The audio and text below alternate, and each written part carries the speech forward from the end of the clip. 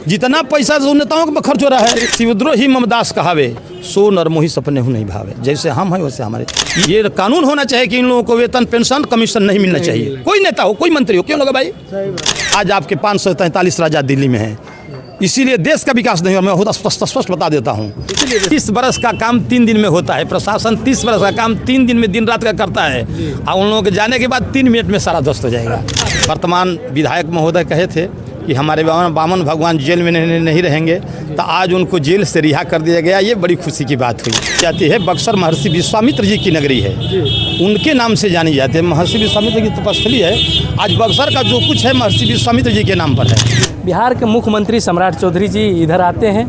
रामेश्वर नाथ मंदिर है यहाँ पे, आप देख सकते हैं जिस तरीके से। और रामेश्वर नाथ मंदिर में आकर एक साइड आते हैं और एक साइड नहीं आते हैं, जहाँ पे भगवान श्री राम का स्वर्ण पादुका रखा गया है। विश्वामित्र की धरती को यहाँ पे देखें, आश्रम है, विश्वामित्र का आश्रम है, और इस आश्रम में नहीं आते हैं। वहाँ पे अभी हम कुछ लोग हैं जिन्हें वहाँ अंदर के पुजारी कह सकते हैं, वो लोग भी हैं। उनसे बात करने का प्रयास करेंगे और जानने का प्रयास करेंगे। जिस तरीके से अभी देख सकते हैं कि रामेश्वर नाथ मंदिर में अंदर जाते हैं, पूजा पाठ करते हैं, और विश्वामित्र जो ये है आश्रम है, आपके आश्रम में अंदर नहीं जाते। यहाँ पे पहले नियम बनाया गया था कि यहाँ पे आने वाले हैं। मैं इस विषय में सबसे प्रथम ये बताऊंगा कि जिस तरह से वाराणसी विश्वनाथ जी के नाम से जानी जाती है, बक्सर महर्षि विश्वामित्र जी की नगरी है, उनके नाम से जानी जाती है। महर्षि विश्वामित्र की तपस्थली है। आज बक्सर का जो कुछ है महर्षि विश्वामित्र जी के नाम पर है। स्टेशन पर जो उतरते हैं कि महर्षि विश्वामित्र आश्रम, लेकिन हम लोगों की आशा थी, उम्मीद थी, प्रशासन से आश्वासन मिला था कि 5 मिनट के लिए जाएंगे। हम लोग सजा कर मंदिर रखे थे, लेकिन उनके प्रोटोकॉल में नहीं था। उनके एसएसटी कमांडो लोग बोले कि नहीं, प्रोटोकॉल में नहीं है। तो आगे से हम लोग चाहेंगे कि वो यहाँ आए, क्योंकि विश्वामित्र जी का स्थल है। उनकी समाधि मंदिर यहाँ है, राम जी के चरण का चिन्ह है। उसी राम जी के चरण की रेखा और गंगा जी के घाट के नाम पर नामकरण हुआ राम रेखा घाट। तो बक्सर में आने का महत्व है कि विश्वामित्र जी की तपस्थली में उनका जो समाधि मंदिर है, राम जी का जो चरण चिन्ह है, उन्हें दर्शन करना चाहिए। वैसे कार्यक्रम बहुत बढ़िया रहा, बहुत सफल रहा, शांतिपूर्ण ढंग से संपन्न हो गया है। बक्सर को और सौगात मिलने की आशा उम्मीद है। सबसे खुशी की बात है कि जैसा हमारे वर्तमान विधायक महोदय कहे थे कि हमारे बामन भगवान जेल में नहीं रहेंगे, तो आज उनको जेल से रिहा कर दिया गया। ये बड़ी खुशी की बात हुई। इस तरीके से अंदर चरण पादुका रखा हुआ है, वहाँ पे पूजा जो करना था वो भी पूजा भी नहीं कर पाए, तो क्यों, आखिर ऐसा क्यों?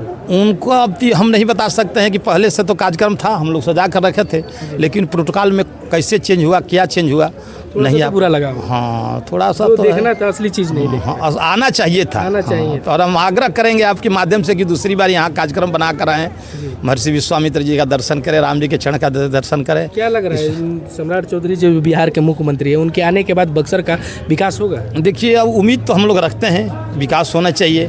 पहला कदम वो जो हमारे बामन भगवान को जेल से रिहा कर दिए, ये बहुत सराहनीय कार्य है। और लोकार्पण में हम लोगों का लाइट एंड साउंड मिला, जो बहुत पहले से हमारे माननीय सांसद के तिवारी के द्वारा, के तिवारी जब सांसद थे कांग्रेस सत्ता में, तो उन्होंने इसका कॉरिडोर की भी बात कही है। हाँ, कॉरिडोर की बात कहे हैं। अब कहाँ तक कॉरिडोर बनेगा? जी, विश्वामित्र कॉरिडोर की बात तो आई है, लेकिन हम लोग बहुत आशा उम्मीद में थे कि कितना खुश हैं आप? अब तो देखिए, कॉरिडोर बन रहा है, जैसे विश्वनाथ कॉरिडोर बना है, यहाँ विश्वामित्र कॉरिडोर बने तो अच्छी बात है, बनना चाहिए, खुशी की बात है। हाँ, तभी विकास होगा। जी, वैसे जहाँ तक विकास की बात कहा जाए तो ये बहुत गहरा विषय है। नमामि गंगे, अविरल गंगे, अब बता देते हैं आपको। गंगा जी एक प्राकृतिक व्यवस्था है हमारी, जो हम जिस व्यवस्था में जी रहे हैं, 2 भाग में बांट दिया जाए तो एक प्राकृतिक व्यवस्था, एक सामाजिक व्यवस्था है। प्राकृतिक व्यवस्था में सब अकेला जाएगा, सामाजिक व्यवस्था में, लेकिन आज भी प्रकृति चीज़ पर कमांड प्रकृति का है। गंगा जी प्रकृति कोई खुदाई नहीं ना किया है, प्रकृति से मिली, तो उनकी सफाई तब होगी जब प्रकृति चाहेगी। लेकिन अब प्रशासन का बात है, एकदम गंगा जी को 5 जगह बांध दिया जाता है दूसरे गंगा जी के नाम पर। जिस तरीके से आज विकास किया गया है, जिस तरीके से पूरा कालीन बिछा दिया गया है, जितने भी रामरेखा घाट है, पूरा बक्सर का रामरेखा घाट को सजा दिया गया है। क्या लगता है कि हमेशा इस तरीके से रहे कि सिर्फ जब मुख्यमंत्री आते हैं तभी? बस 30 बरस का काम 3 दिन में होता है। प्रशासन 30 बरस का काम 3 दिन में दिन रात का करता है, और उन लोगों के जाने के बाद 3 मिनट में सारा ध्वस्त हो जाएगा। भला कर ये व्यवस्था हमेशा रहना चाहिए कि नहीं, ये व्यवस्था हमेशा रहनी चाहिए, लेकिन प्रशासन सुस्त रहता है, कुछ नहीं कर पाता है। कल से आके देखेगा, फिर वही हाल, फिर वही बात, फिर वही बात। अच्छा, सुमेसर स्थान का रोड भी बना दिया गया, काफ़ी विरोध प्रदर्शन हुआ, आप लोगों ने वीडियो के माध्यम से देखा होगा। वहाँ पे लोग आसपास के स्थानीय लोग थे, सुमेसर स्थान रोड जो है उसमें विरोध किया गया कि जब मुख्यमंत्री आते हैं तब रोड बनाया जाता है, मुख्यमंत्री जब नहीं आते तो रोड उसी तरीके से रह जाता है, तो विरोध भी किया गया। तो कितना लगता है कि बक्सर को भी सिर्फ ठगा जा रहा है कि विकास किया जाएगा, विकास के नाम पे इस विषय पर तो हम यही कहेंगे कि महात्मा गांधी जिस समय आंदोलन में आज़ादी की मांग किए थे, एक महात्मा जी कहे थे कि गांधी जी देश में मानवता और बौद्धिकता की जागृति कीजिए।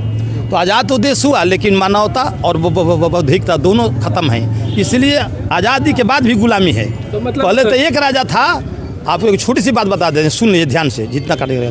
जब लंका पर विजय प्राप्त करके हमारे परशुराम राम जी बक्सर अयोध्या में है तो उनका राज्याभिषेक हुआ। भरत जी को बुलाए, सारा जी का चार्ज ले, जिस दिन वित्त मंत्री का चार्ज लिए उस दिन राम जी रात भर नहीं सोए। भरत जी को बुलाए, भरत जी ये क्या हो गया, हमको नींद नहीं है। क्यों कि अयोध्या का राजकोष दोगुना था, दोगुना बढ़ गया था। पहला प्रश्न कि आपने प्रजा पर टैक्स लगा दिया है। भरत जी हाथ जोड़कर बोले भैया कोई टैक्स नहीं लगा है। बोले प्रजा के विकास का काम रोक दिया, ये भी नहीं रुका है।